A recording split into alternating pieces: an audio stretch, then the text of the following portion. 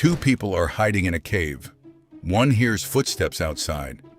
His friend whispers, "Should we answer?" The other shakes his head and stays perfectly still. Congratulations. Humanity may have just invented one of its greatest survival skills, pretending nobody's home. It sounds like a modern trick, but for most of history, an unexpected knock wasn't good news.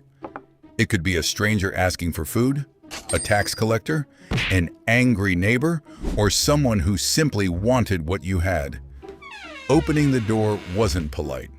Sometimes it was dangerous. Of course, prehistoric humans didn't have doors, but they absolutely hid. Archaeologists believe people often stayed deep inside caves or shelters when outsiders approached, especially if they couldn't tell whether they came as friends or enemies. Sometimes the safest conversation was no conversation at all. As villages grew, the strategy evolved.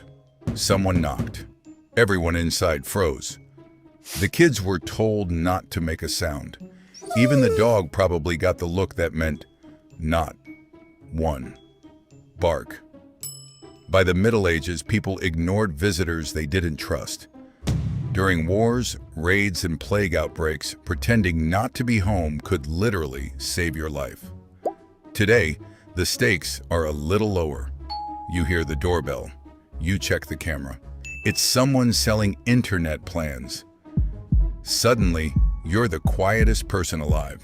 You even mute your TV as if the salesman has echolocation. The funny part is that everyone does it, and everyone knows everyone else does it.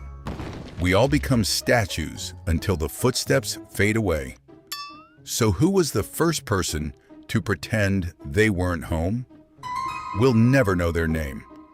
But somewhere in prehistory, someone heard footsteps, held their breath, and accidentally created one of humanity's longest-running traditions.